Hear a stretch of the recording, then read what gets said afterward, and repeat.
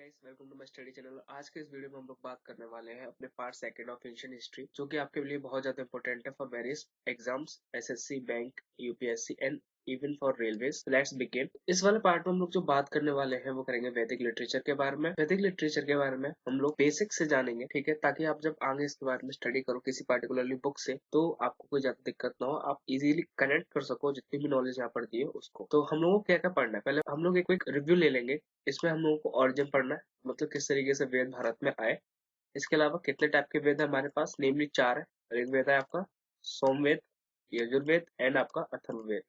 इसके अलावा अब हम लोग पढ़ेंगे उपनिषद के बारे में। उपनिषद क्या होते हैं, ठीक है, कितने कितने मेन उपनिषद है। हमें सिर्फ बेसिक नॉलेज लेनी है इन सब के बारे में, हम लोग को ज्यादा डिटेल स्टडी नहीं करनी है।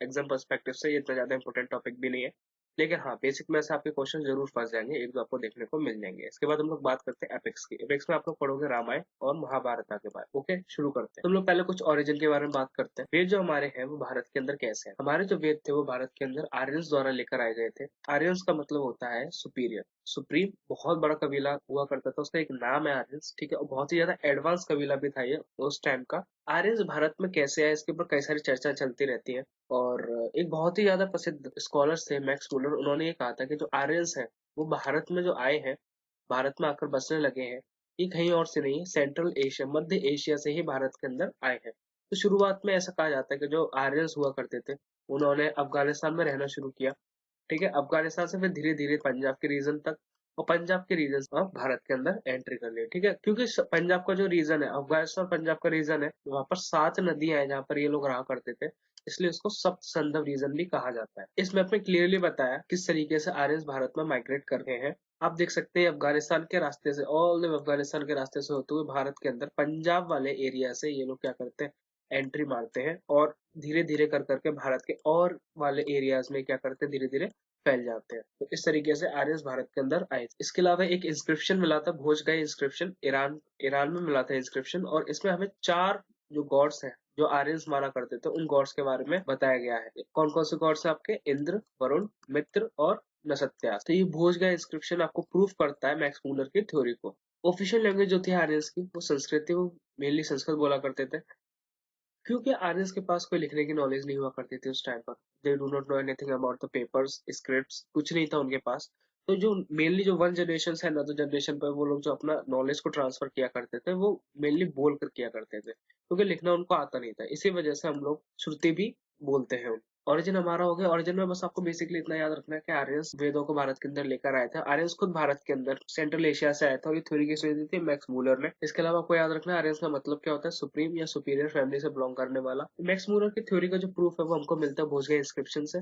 भोजगय इंस्क्रिप्शन जो कि हमें ईरान में मिला था, वहां पर हमें 4 वैदिक गॉड्स के बारे में पता चलता है, इंद्र, वरुण, मित्र और नसत्यास। तो बस इतना आपको याद रखना है बेसिक के बारे में। अब आते हैं नेक्स्ट पॉइंट पर। तो वेदा जो होते हैं आपके 4 टाइप के होते हैं, ऋग्वेदा, दूसरा आपका सोमवेद, तीसरा आपका यजुर, और चौथा है आपका अथर्ववेद।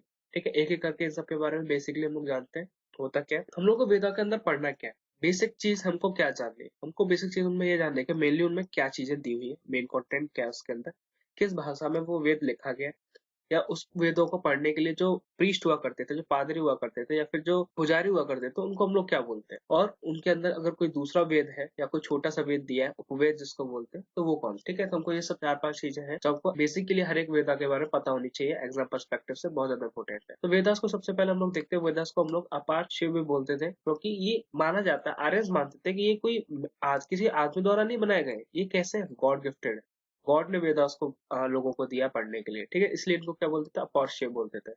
इसके बाद बात करते हैं, वेद आपके 4 टाइप के होते हैं, मैं ऑलरेडी बता चुका। शुरुआत करते हैं अपने ऋग्वेदास, ठीक है।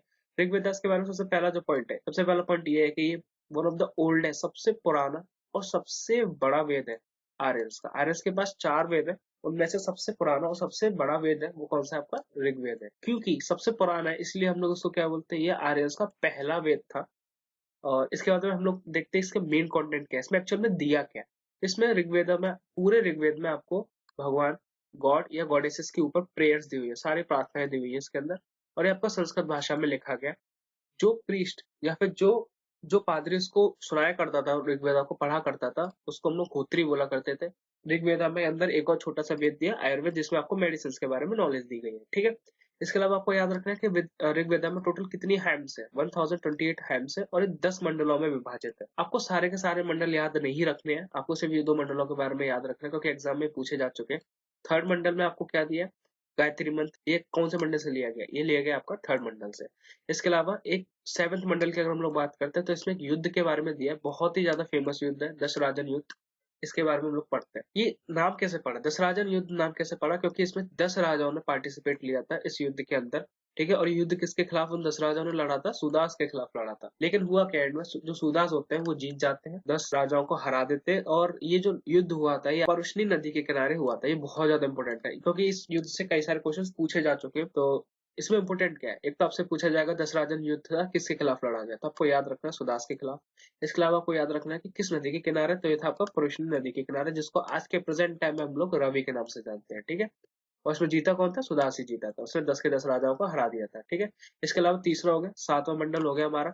अब बात करते हैं 10वें मंडल की। 10वें मंडल में आपको क्या दिया है, 10वें मंडल में आपको पुरुष सूक्त दिए हैं, मतलब जो समाज को हमने 4 पार्ट्स के अंदर डिवाइड कर रखा है आर्यंस ने।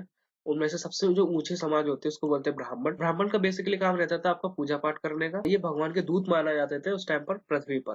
तो ब्राह्मण सबसे ऊंचे। इसके बाद था आपका क्षत्रिय। क्षत्रिय बेसिकली कौन थे, क्षत्रिय थे आपके जिनका काम था आपका राज्यभार को संभालना, युद्ध लड़ना, राज्यभार को संभालना, एक साथ सब कर सकते हो राजा। राजा जो हुआ करते थे वो क्षत्रिय हुआ करते थे। इसके बाद अगला आता है वैश्य। उस टाइम बनिए हुआ करते थे, मतलब इनका मेनली जो काम था वो बिजनेस का हुआ करता था, इकोनॉमी को मेंटेन करना हुआ करता था। और बाद में करते शूद्र, इनका जो काम हुआ करता था वो साफ सफाई या फिर देख रेख करने का काम हुआ करता था। तो इस तरीके से जो 10वें मंडल में बताया गया है कि किस तरीके से आर्यंस ने अपने जो पूरे लोगों का ग्रुप है उसको बेसिकली 4 पार्ट्स के अंदर डिवाइड कर रखा है। तो 4 पार्ट कौन कौन से, ब्राह्मण, क्षत्रिय, वैश्य और शूद्र। इसके बाद अगला वेद आता है हमारा, वो है सोमवेद। सोमवेद इसमें मेनली किसके बारे में दिया है, इसमें आपको दिया हुआ है म्यूजिक के बारे में। सारी जितनी भी म्यूजिक है, एंशिएंट म्यूजिक जो भी है भारत का, वो सब किसके अंदर दिया हुआ है, सोमवेद के अंदर। इसको जो प्रीस्ट था जो इसको पढ़ा करता था उसको हम लोग बोलते थे उद्गात्री। इसके अंदर उपवेद है, छोटा सा वेद और दिया हुआ है, उसमें दिया है गंधर्व वेद। गंधर्व वेद का ये भी म्यूजिक ही है, तो उपवेद भी इसका क्या है, म्यूजिक ही है। ठीक है, तो इसमें कुछ ज्यादा बेसिकली है नहीं याद पढ़ने के लिए। अगला जो वेद हमारा वो है आपका यजुर्वेद। यजुर्वेद में आपको क्या दिया, आपका सैक्रिफिशियल प्रेयर्स दिए, मतलब कर्म कांड। इनको पढ़ने वाले को हम लोग अध्वर्युज बोलते थे। और इसके अंदर एक छोटा सा उपवेद और दिया जिसमें दिया धनुर्वेद। धनुर्वेद क्या होता है, आपका जो तीर कमान होते हैं उसके ऊपर, आर्चरी के ऊपर जितना भी नॉलेज है वो धनुर्वेद के अंदर दिया है। और धनुर्वेद किस में आता है, यजुर्वेद के अंदर आता है। इसके बाद अगला जो वेद हमारा वो है आपका अथर्ववेद। अथर्ववेद में बेसिकली क्या दिया है, मैजिक के बारे में दिया है, आपके जो पूरे जादू टोना जो भी था ना, वो सब किसके अंदर दिया हुआ है, अथर्ववेद के अंदर। इसको रिसेट करने वाला, इसको पढ़ने वाला कौन था, आपका ब्रह्मा। इसके अंदर आपके 2 उपवेद है, एक है आपका अथर्ववेद और एक है आपका शिल्पवेद। एक्चुअल में इसकी स्पेलिंग गलत है, शिल्प है, SHILP है। ठीक है, अथर्ववेद का मतलब क्या, इकोनॉमिक्स, मतलब ये आपका पूरा अर्थशास्त्र इसको बोलते हैं। और सेकंडली आपका शिल्पवेद, ये आपका आर्किटेक्चर। आर्किटेक्चर मतलब किसी चीज को बनाने की कला, तो ये सब दिया आपका अथर्ववेद के अंदर। अब बात करते हैं उपनिषद। पहले हम लोग ये पढ़ते हैं उपनिषद एक्चुअल में होते क्या है। उपनिषद वो लिखे हुए टेक्स्ट है जो कि शिष्यों द्वारा लिखे जाते थे जब वो टीचर्स के पास में बैठा करते थे। टोटल कितने उपनिषद से, 108 उपनिषद से टोटल आपके पास। और इनको हम लोग वेदांता के नाम से भी जानते हैं। इतना ही है इसके बारे में इंपॉर्टेंट। 2 पॉइंट्स और है जो आपको याद रखने एग्जाम पॉइंट ऑफ व्यू से। पहला आपका बृहद्रयका। ठीक है, ये ओल्डेस्ट उपनिषद है, सबसे पुराना उपनिषद है ये वाला। और सत्यमेव जयते जो है वो किस उपनिषद में मेंशन किया गया, वो है आपका मुंडक उपनिषद में। ठीक है, तो मुंडक उपनिषद में आपको किसके बारे में दिया हुआ है, सत्यमेव जयते के बारे में दिया गया। तो बस आपको ये 2 पॉइंट याद रखने, सबसे ओल्डेस्ट कौन सा है और सत्यमेव जयते किस में दिया गया। ठीक है, अगली बात करते हैं एपिक्स की। एपिक्स आपके 2 हैं, एक है आपका रामायण और एक है आपका महाभारत। तो रामायण आपकी जो लिखी गई वाल्मीकि ने लिखी है और इसको हम लोग आदि काव्य के नाम से भी जानते हैं। रामायण को हम लोग आदि काव्य, एक दूसरा नाम है रामायण का। ठीक है, और ये पूरे विश्व में सबसे पुराना एपिक है। जितने भी एपिक है विश्व में उनमें सबसे पुराना जो एपिक है वो कौन सा है, आपका रामायण है। और इसमें कितने श्लोक दिए हैं, इसमें आपको टोटल 24,000 श्लोक दिए हुए हैं।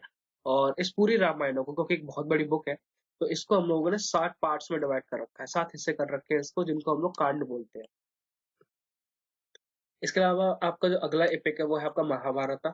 ये आपका वर्ल्ड का सबसे बड़ा एपिक है, लार्जेस्ट एपिक है। और